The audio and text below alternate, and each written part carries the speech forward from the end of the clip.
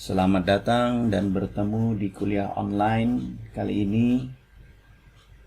Pada kuliah online kali ini saya akan menjelaskan tentang programmable logic controller.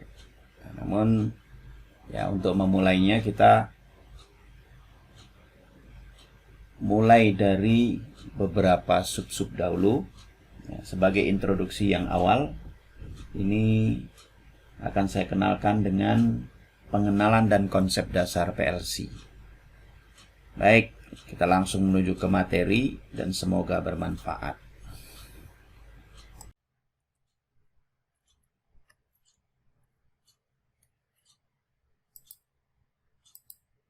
Nah, jadi kita kembali ke tadi di awal lagi.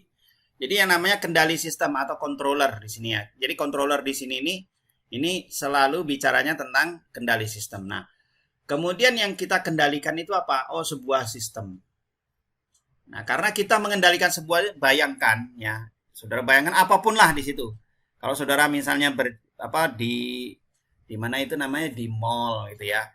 Saudara lihat di situ ada eskalator. Eskalator ini bisa jalan, bisa gerak seperti ini nih. Ini siapa ya yang mengendalikan di situ? Nah, kan begitu. Atau mungkin ketika mau bayar di situ ada apa? Oh, di sini ternyata itu ada misalnya conveyor yang biasa bisa dijalankan itu dengan kita letakkan barang. Kok bisa ya seperti itu? Nah, ini bisa semua itu karena apa? Karena ada yang namanya kendali, gitu ya. Karena adanya kendali di situ. Nah, karena dia mengendalikan ya, apa yang ya istilahnya kalau kita dasar lagi apa sih sebenarnya yang diperlukan di situ ya untuk kendali di sini, maka yang namanya kendali di sini ini diperlukan untuk apa? Mengendalikan ini ya. Jadi mengendalikan apa? Oh, sederetan. Nah, sederetan event atau apapun lah itu. Event itu ya tadi itu. Gimana caranya kalau itu conveyor, kalau itu conveyor tadi betul? Ini dia akan sampai ke kasir dengan saya meletakkan barang di sini. Apa yang saya beli. Nah, maka ketika saya letakkan barang sampai kepada kasirnya. Nah, itu event, ada satu event. Jadi eventnya dia meletakkan barang, kemudian terjadi aksi yang terkendali di situ sampai kepada kasir, kasir mengambil kemudian menghitung. Terus gitu, apalagi zaman corona seperti ini sangat efektif sekali kalau misalnya seperti itu. Nah, semua itu tidak bisa kalau tanpa adanya kendali di sini, ya. Nah, perlunya kendali itu seperti itu. Sehingga dia sederetan event di sini, ya. Atau dia ini juga memaintain beberapa variabel konstan, ya. Jadi di dalamnya itu nanti ini misalnya dia akan misalnya suhu, bahwa kalau suhunya nanti 30 derajat atasnya, misalnya 60 derajat, maka coolingnya atau pendinginnya harus hidup.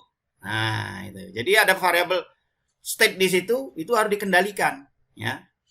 Atau dia juga bisa untuk mengikuti sebuah ya nilai di situ, perubahan dari satu nilai.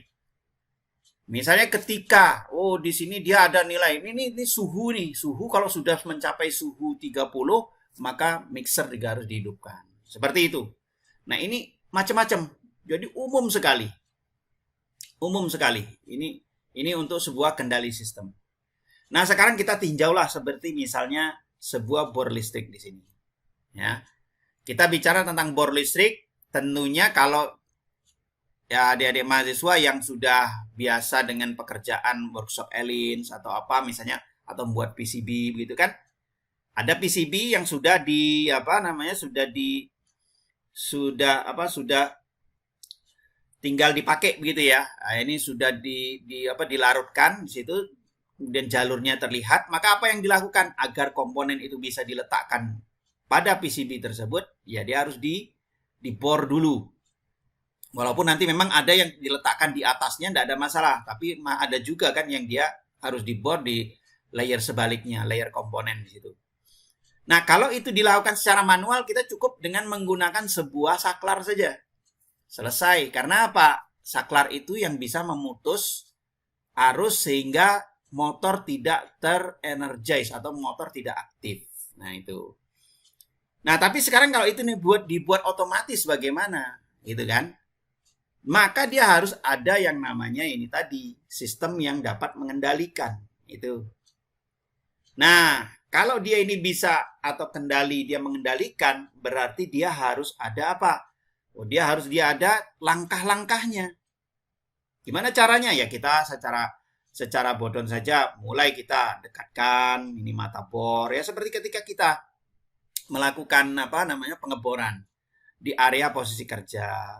Kemudian jika sudah pada posisi yang dimaksud, maka pengeboran dilakukan ya di atas lokasi tersebut gitu kan. Kemudian apa yang terjadi? Setelah itu di stop pengeboran. Jika kedalaman lubang sudah dicapai atau misalnya ya sudah tembus misalnya. Kemudian nanti setelah itu apa? Ya sudah enggak dibor terus gitu kan enggak. Di situ angkat mata bor, stop. Nah, serta tunggu instruksi selanjutnya. Dia harus pindah kemana lagi. Kan kita melihat, oh kalau kita lihat di posisi yang lain ada yang belum dibor tuh harus perlu di lubang. Maka kita ke posisi itu. Nah, logika-logika ini ya. Logika-logika inilah yang nanti ini yang akan dipakai untuk apa? Sebagai alurnya. Ya, alurnya di sini. Alur sebagai alur untuk apa? Untuk bagaimana sistem ini bisa dikendalikan seperti itu. Ya. Nah, oke, kita lanjutkan. Nah, sekarang ini contohnya ini seperti ini. Kalau kita lihat sebuah drillnya ini drilling machine istilahnya ini. Ini adalah drilling machine ini mesin bor. Ini secara sketnya atau diagram kasarnya itu seperti ini, ya. Diagram kasarnya seperti ini bentuknya itu seperti itu, ya, seperti ini bentuknya. Ini modelnya ada yang DC410. Ini apa yang sudah dipasarkan oleh pabriknya di sana. Nah, kalau kita lihat di sini di sini ada mata bornya, ya kan? Terus di sini apa ada? Oh, ini ada untuk penyemprot biasanya kita menggunakan minyak, ya, atau istilahnya cairan. Yang apa? Agar dengan minyak atau cairan di sini ini kita bisa panas itu tidak terjadi sehingga tidak terjadi pemuaian panas di situ. Nah, ini mata bornya ya tergantung dari mau seberapa gitu kan ya. Mestinya kalau kita pakai PCB kan ya nggak sebesar itu gitu kan. Nah, yang jelas di sini inilah yang kita kenal dengan workspace-nya, workpiece-nya itu di sini nih, gitu ya. Ini di sini. Nah, kalau ini yang mata bornya itu ini, gitu ya. Ini secara kasar. Nah, ini kemudian nanti di sini tempat di sinilah mesin-mesin bor itu bekerja. Kalau ini panelnya istilahnya itu panelnya. Ini panel. Nah, di sini mesinnya yang ini nih di sini. Di situ. Nah, kalau motornya, ini motornya di situ. Secara umum seperti itu. Nah, ini kalau ini lengan statis saja. Ini lengan statisnya. Di sini ada motor juga di sini. Nah, ini ada motor juga gitu ya. Tapi motornya bisa nanti dia berputar, berarti dia dua. Dia istilah X dan Y gitu ya. Atau mungkin bahkan 3. Kalau misalnya di sini ada lagi motor X, Y, dan Z gitu ya. Jadi pergerakannya nanti itu jadi ada 3 begitu gitu ya. Ada yang ke atas misalnya Z, yang ke sana mungkin Y, di sini yang datar itu yang X bisa jadi. Nah, ini kalau dikategorikan robot ya sebuah lengan robot di situ. Ya. Nah, logikanya itu seperti tadi. Kalau ini bahasa Inggrisnya saja sama kurang lebihnya seperti itu. Oke. Kita lanjutkan. Nah, ini contoh yang lain adalah sebuah conveyor untuk apa? Pengepakan ya, untuk pengepakan atau packing system ya. Nah, dari packing system ini kita tahu ini barang atau barang yang kita mau, yang kita inginkan ini kita masukkan di sini, kita jalankan. Misalnya ini bisa jadi pelabelan sebuah motor sebuah botol misalnya, atau mungkin juga misalnya ini dia bisa mengklasifikasi berbagai jenis barang. Misalnya apa? Oh, di sini ada buah apel misalnya. Ada buah apel, buah nanas, segala macam buah lah misalnya, seperti itu. Nah, ketika nanti dijalankan di sini, maka dia akan mendeteksi. Ini sensor di sini. Ada sensornya, detektornya. Nih. Nah, sensor di sini ini akan memberitahu kepada kepada pemroses di sini ya. Misalnya ada pemroses gitu. Nah, di sini. Ini karena dia sebagai inputnya, maka pemroses ini nih akan menentukan ya deflektor di sini. Nah, di sini sebagai outputnya. Nah, di sini sebagai output, di sini sebagai inputnya ya. Deflektor ini akan menentukan kalau misalnya ini buah apel, dia akan terus. Di sini kalau di sini ya dia apel. Gitu ya. Misalnya apel. Kalau misalnya nanas dan lain sebagainya, dia akan dihambat sehingga dia masuknya keluarnya kemari. Nah, di situ. Nah, ini jadi penentuan deflektor ini sangat ditentukan oleh masukan dari sensor itu. Nah, bisanya si pemroses ini tahu bahwa ini harus diteruskan atau dibelokkan bergantung dari pemroses ini ya yang mengklasifikasi apa berdasarkan masukan yang ada. Tuh. Maka di sini ini dikatakan sebagai sebuah unit control system. Nah,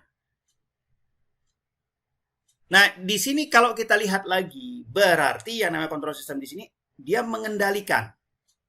Di dalamnya ada proses sehingga dia bisa memisahkan ya, karena dia berdasarkan masukan yang diperoleh, maka dia beraksi atau mengaksikan dengan luaran yang dia dapat.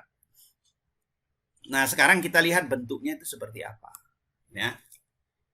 Oke, ternyata bentuk dari kendali sistemnya ini di sini ya, bentuk dari kendali sistem tersebut ya bisa dia menggunakan atau memasang sebuah switch.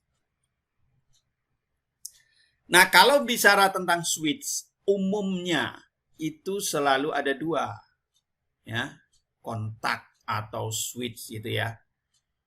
Kalau tidak on, ya off ya. Nah, ini pun nanti on-nya itu maksudnya apa? Umumnya kalau on berarti dia menerus, dia istilahnya menghubungkan. Kalau dia nanti untuk sebuah motor tadi, mesin drilling tadi, berarti ketika di-on-kan berarti switch-nya di-on-kan berarti motor ya terjadi rangkaian tertutup, misalnya sirkuit rangkaian tertutup. Artinya motor ya dialiri arus ya, dialiri dari tegangan terhubung, kemudian arus mengalir dan kemudian motor teraliri oleh arus sehingga motor ini menghasilkan medan magnet dan memutar ya, sehingga motor dikatakan aktif ya. Nah, kalau kemudian dia ini di off-kan atau dimatikan, jadilah dia sebuah rangkaian terbuka.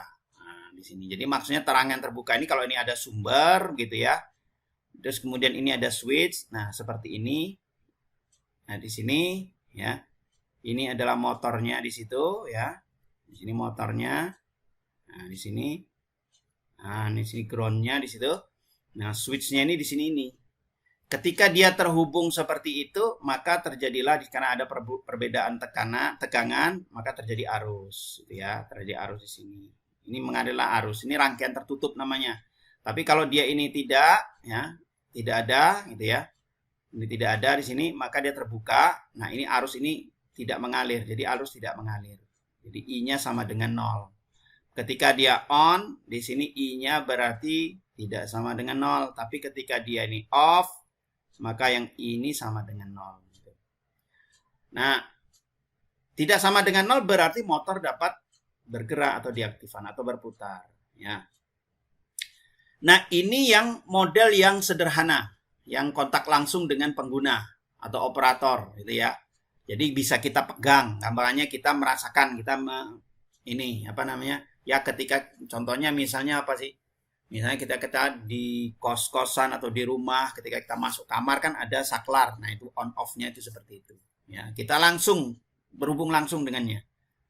Nah, tapi ada juga yang dilakukan dengan menggunakan relay. Itu.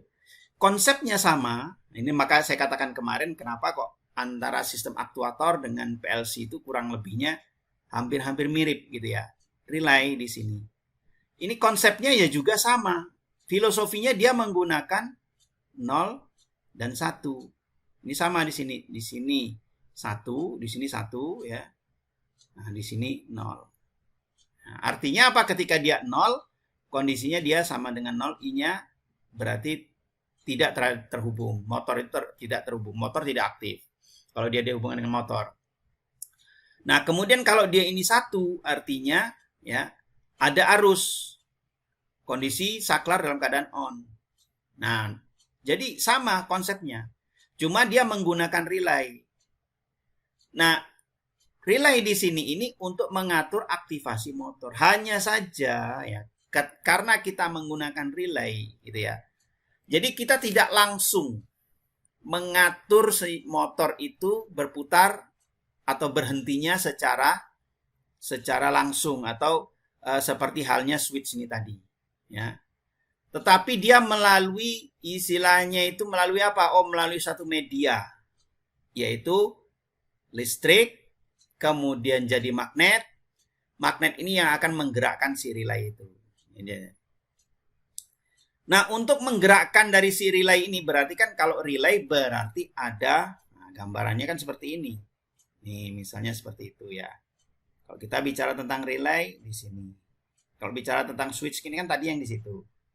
Di sini sama tadi ya. Tegangan di situ. Nah, di sini ini kita namaikan yang koilnya itu, terus kemudian nanti di sini saklarnya di situ. Switch-nya di situ. Nah, ini nanti yang terhubung dengan motor itu kan seperti itu. Ini motornya misalnya. Nih di situ. Ini motornya. Nah, ini jalan-jalannya. Nah, kita lihat di sini ya. Jadi dia tidak langsung. Jadi ini istilahnya kontaktornya itu di sini. Ya, ini kontaktornya itu, kontaktornya. Istilahnya kontaktornya. Ya. Nah, kalau yang di sini ini koilnya. Ini C-nya itu ya, koilnya. Nah, koil ini akan aktif kalau dia ini saklar yang ada pada kita, ada pada user, yang terhubung dengan user, yang ada yang istilahnya yang dekat dengan user, ini terhubung. Maka karena terhubung begitu ya, ada arus. Nah, karena ada arus di sini mengakibatkan koil ini jadi terenergize ya, sama seperti motor tadi dan mengakibatkan adanya medan magnet. Nah, medan magnet ini akan menarik relay ini untuk dia aktif. Ya, sehingga dia kontaknya tidak terbuka tapi tertutup. Tertutupnya di sini akan menimbulkan karena ini rangkaian tertutup ya, akan menyebabkan motor itu aktif. Nah, ini jadi secara tidak langsung. Ini kenapa digunakan seperti ini? Ya, satu, kita belum tentu selalu menggunakan switch. Ya, kalau motor tadi kita ngebur, tidak ada masalah. Tetapi untuk hal-hal yang kita perlukan dari jauh, bagaimana? Nah, maka menggunakan relay itu. Ya. Lah, itu kan bisa juga Pak pakai kabel yang panjang. Oke, tidak ada masalah. Satu, oke, tidak ada masalah. Tapi kalau nanti banyak, ya, jadi persoalan juga. Ya. Nah, disinilah maka langkah bagaimana agar motor itu berjalan secara otomatis ya. Nah, untuk itu ditambahlah sebuah masukan berupa sensor. Jadi tadi kalau kita sudah bicara tentang yang pertama, kalau ini untuk pengendalian dari jarak dekat ya. Artinya itu langsung ini ya, dekat ini langsung dengan operator. Tapi ini kalau di sini ini untuk yang dia ini yang jauh, yang berbahaya gitu ya. Sehingga dibuatlah secara tak langsung. Nah, ada lagi nanti di sini. Bisa nggak kalau kita ya sudah oke lah. Bisa mungkin kita nggak usah langsung lah. Ini saklar yang ada ini kita ganti. Masa ya setiap hari kita harus datang ke situ hanya untuk menggunakan atau menekan tombol saklar gitu ya. Bisa nggak sih pekerjaan itu tuh bekerja secara otomatis? Oh, bisa. Caranya apa? Ya, kita berikan di sini. Sebuah sensor di situ. Sehingga ini bisa dia mau langsung atau tak langsung ya. Tidak ada masalah. Yang penting dia ini bekerja secara otomatis. Nah, gitu. Jadi dia bisa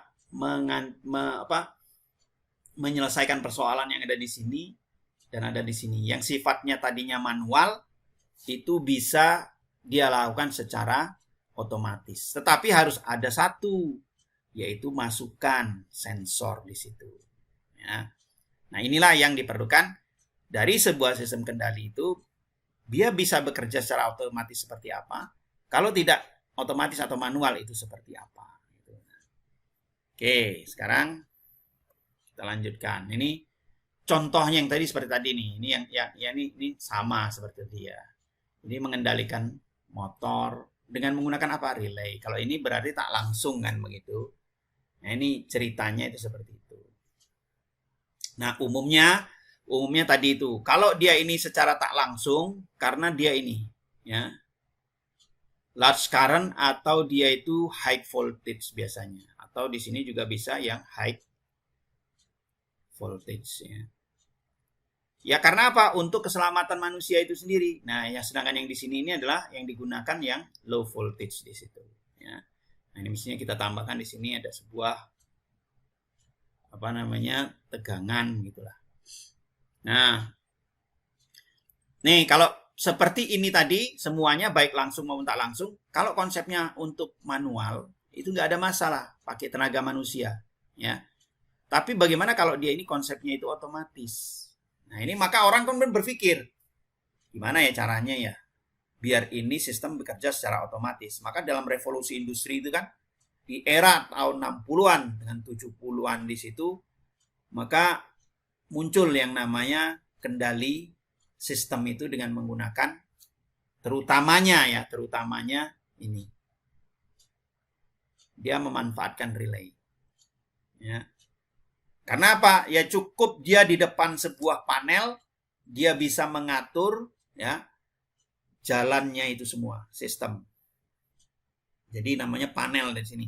Jadi nanti kalau ini kan dia secara langsung kalau yang pakai switch misalnya tadi drill motor tadi, buat drill mesin tadi, itu kan dia secara langsung kita pegang alatnya, kita pegang sistemnya di situ, yang kita kendalikan on off, tetapi semua proses, semua sensor itu yang ada pada diri kita, ya diri kita sendiri gitu ya. Nah itu dia menggunakan switch secara langsung. Tetapi kalau tidak secara langsung, ya itu kita menggunakan yang namanya relay di sini. Sehingga nanti timbullah di sini nanti kalau ada sebuah kontrol panel di situ kan. Wah, di sini nih masih banyak sekali macam-macamnya ya. Di sini. Nah, di sini nanti ini tampilannya berupa apa? Kalau dulu ya biasanya sih 7 segmen di situ ya. Ya persis sebuah kalkulator besar gitu misalnya. Nah, ini fungsinya macam-macam tombolnya di situ ya. Nah, di sini ada tombol. Jadi banyak sekali. Nah, ini namanya panelnya ini. Ya. Nah, sehingga orang kemudian menggunakan ada namanya control system yang model tradisional atau bisa juga ada yang menamakan konvensional. Ya. Bagaimana caranya? Ya tetap dipasang sensor, aktuatornya juga ada luarannya. Ini untuk inputnya di situ, ya. Terus yang di sini adalah untuk outputnya di situ, ya. Nah, di sini untuk outputnya di sini. Nah, cuma di sini ya dia menggunakan apa? Kan mesti harus ada istilahnya itu harus terhubung gitu kan. Jadi misalnya contoh sederhana sajalah, contoh sederhana. Misalnya ini saklarnya on off gitu ya. Kita buat saklarnya ini yang on off, ini saklarnya. Ini saklarnya. Atau tombolnya lah katakan seperti itu. Nah, ini mau tidak mau ini kan akan timbul yang namanya di sini pengkabelan. Ini nanti terhubung dengan apa? Oh, nanti ini terhubung dengan catu daya misalnya. Ini catu dayanya. Ini catu daya, ya. Nah, nanti ini terhubung dengan apa? Oh, nanti ini relaynya, gitu kan? Nanti di sini relaynya. Nah, dari relay nanti ada keluaran di sini. Ini relay. Nanti ini terhubung dengan apa lagi? Oh, nanti terhubung dengan ini motornya. Nanti motor di sini, gitu kan? Nah, di sini kasih motor di sini terhubung dengan apa lagi? Oh, kalau ini nanti dengan groundnya, nanti di sini dengan jalan-jalannya, gitu kan? Di sini. Nah, yang di sini bagaimana? Oh, di sini harus terhubung dengan relaynya. Di sini ada saklarnya, kemudian satu lagi nanti terhubung dengan yang ini sumber positif, di sini sumber negatif. Kalau ini catu dayanya yang DC. Nah, kita bayangkan di sini inilah wiringnya ini ya. Ini wiringnya itu tadi, pengkabelannya itu seperti itu. Ini namanya wiringnya. Nah, atau pengkabelannya. Nah, ini model yang tradisional. Ya, dirangkai dengan menggunakan pengkabelan. Seperti halnya ketika kita melakukan, ya, beda nggak waktu dengan kita melakukan antara PCB dengan yang kita itu melakukan, ya itu tadi dengan breadboard. Maka kan kita perlu kabel yang banyak kan. Jadi di situ nanti kabelnya itu, panjang sekali. Nah, terjadi persoalan di sini, yaitu apa? Jika terjadi perubahan, ya, maka pengkabelannya juga akan berubah, gitu ya. Nah, sekarang kalau kita mau pasang di sini 2 motor, gimana caranya? Ini kan 1 motor. Ini 1 motor. Nah, kalau nanti ini kita pasang 2 motor. Kalau nanti kita pasang di sini motornya harus bisa, ya. Istilahnya itu berputar searah jarum jam, ya. Searah jarum jam itu yang counter clockwise, atau dia berlawanan, ya, berlawanan dengan jarum jam, ya. Ini jarum jam atau counter clockwise. Itu gimana? Wah, ini tambah rumit lagi nanti di sana, ya. Jadi perubahan sedikit saja ini akan menyebabkan perubahan rangkaian secara total keseluruhan.